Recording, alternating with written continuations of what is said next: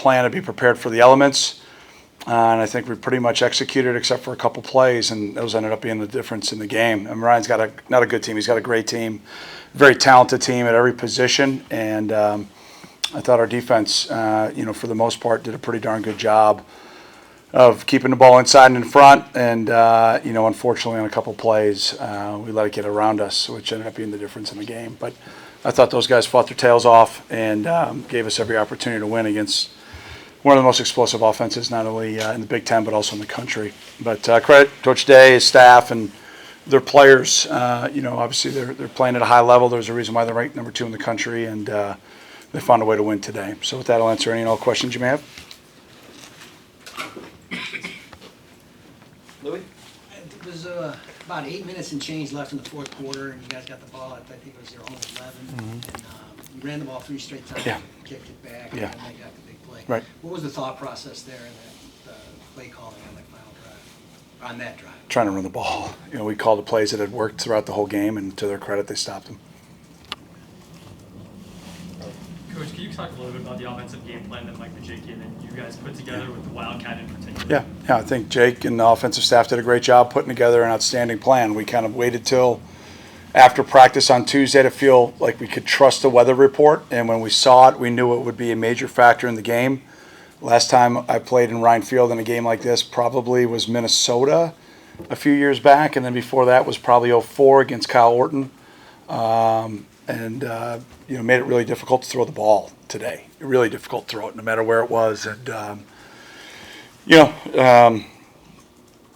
I thought the guys put together a great plan, and for the most part, I thought our guys really worked their tails off to execute it, which I'm really proud of them for that. Coach, the offensive line last week allowed 7 sacks. Today they allowed 0. Yeah. And, of course, ran for Yeah. help to 200-yard Yeah. rushing on the team. Yeah. How did you feel about the offensive line's performance today? Yeah, I know what the stats say, but the offensive line gave up 2 sacks last week. The team gave up 7. So that's a little bit different when you watch the tape. But that always is the way that it works, right? That's part of the deal. It's like sacks count as rushing yards in college.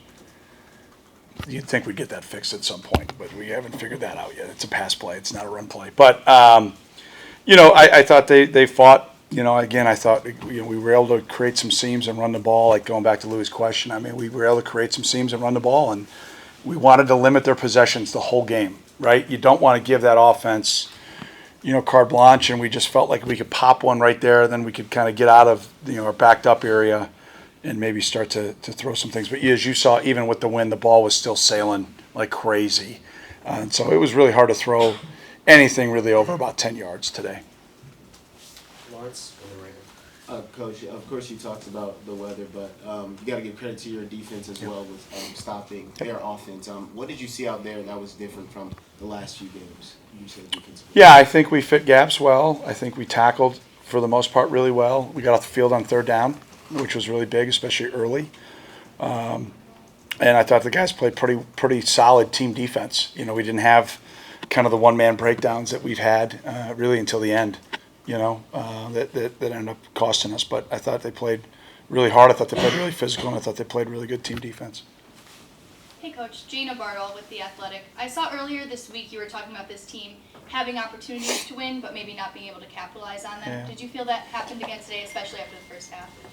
Yeah, I thought, from a standpoint of our plan, if we executed it and the weather cooperated, that we'd give ourselves a chance to make it a 4-quarter game. And that's, it's what I brought the guys up and talked about at the end of the 3rd quarter, was this is right where we want it to be. We would prefer to have a lead, but it is what it is. Let's go win the game. Fundamentally, let's go win the game by doing our job, nothing magical. And unfortunately, on a couple plays, we didn't do that. But yeah, we've had ample opportunities now. You think you've played a couple of top 20 teams like Penn State and Ohio State that we've played really well, and then we've had a couple games we haven't played very well, Wisconsin and Iowa collectively as a team. But then the other games we probably could have made a player here, play there, and we probably win those games. Now we're sitting at 5, but we're not, right? And so you just got to keep grinding and keep fixing it. And I know the guys will. They came back and responded really well this week, I thought. And bigger picture, going forward to the back end of this season, is it still wins you focus on, or is it maybe getting guys reps, improvements? What do you focus on? Everything, right? Yeah, I mean, you want to win every game. I mean, we're going to put together a plan, we're going to practice, we're going to prepare, and then adjust in game and hopefully play to win every game.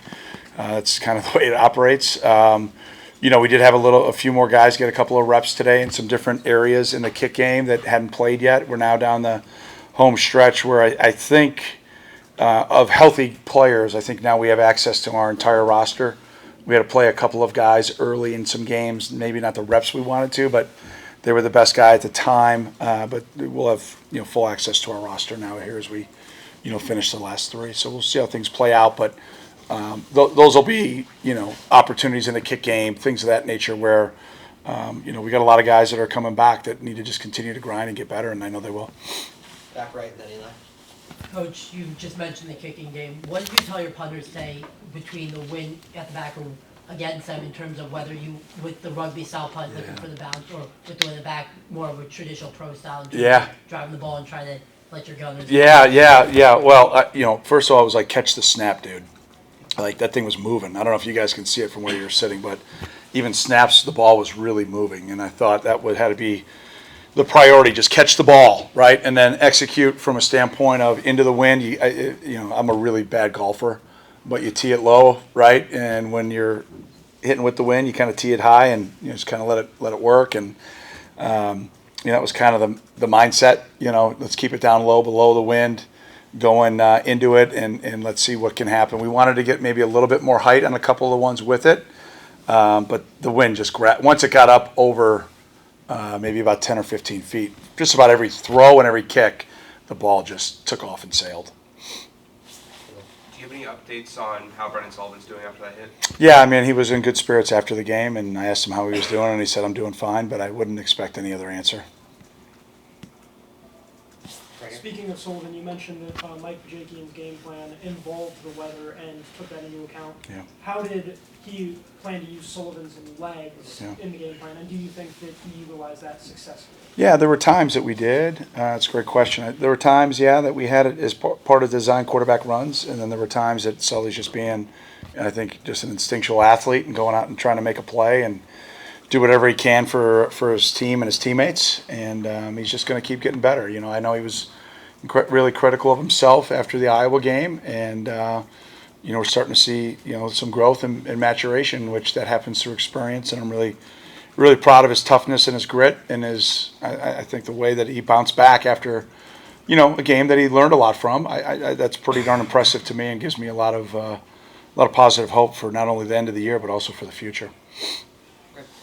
Two more, John and then Mark. Coach, you talked last week about your best players needing to play better. Yeah. With this game going against such a highly ranked team, you had great performances from guys like Evan, Cam, Tommy on defense as well. What did you see from their approach and really just living up to this? Yeah, I mean, nothing different than we've done all year, frankly. I think just the guys just trusted themselves and played, and didn't try to do too much. And it's been, the thing that as I sit here with 3 left, that I really feel like I failed at this year with this group is just haven't been able to get them to settle down and trust themselves and trying to do too much instead of just your job. And that's because they're great guys and they're terrific teammates, and they want to do everything they can to help the team win. But using my golf analogy from the punting, sometimes you can grip the club too hard, and I can't get them to snap out of that, and that's obviously my responsibility. And I got 3 great games left, 3 great opportunities with this group, and I plan on trying to work hard to get them to trust themselves. And then, Go ahead. with the tight end room having injuries coming in, and then Duke going out early, how did that kind of affect what you guys were able to accomplish on offense? It just creates another opportunity, right? I mean, Lawson got in there for a little bit. We had a plan with some of the Wildcat packages to be able to get some other guys involved. That I got to look at the tape to see, how that actually was executed. At times it looked like it was really good, and at times it looks like we played the Ohio State defense that is pretty darn salty. But all in all, it's next guy up mentality regardless of position, and I'm just really proud of the depth there, and the guys are working really hard. You bet. Coach, you kind of answered my question already, but I did want to ask. I mean, this is the lowest amount of points you all have given up since the Penn State game, and of course, those are two teams viewed as, you know, toughest opponents. Yeah. Is there a coincidence there? Of course, the weather played a factor there, but a coincidence that, you know, the defense showed up the most against two of the top ranked teams? Yeah, I think you might be reading into it a little bit. I think the weather helped, you know, and I get it.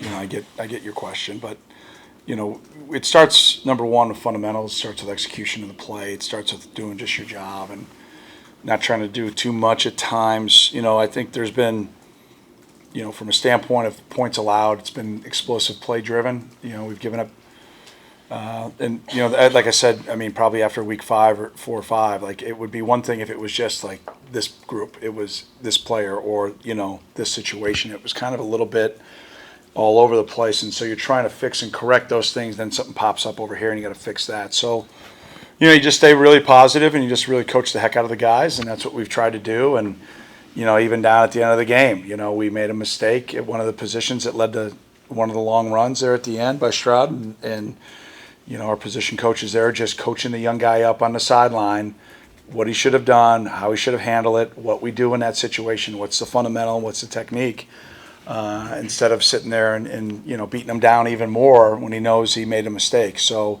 it's kind of been a year of that right now on defense a little bit. We got a lot of, you know, been doing a lot of in-game coaching, and you know, I think the staff has stayed really, really positive and just worked their tails off to coach the guys up. All right, thanks, Coach. All right, thanks everybody. Have a safe night. All right, go Cats.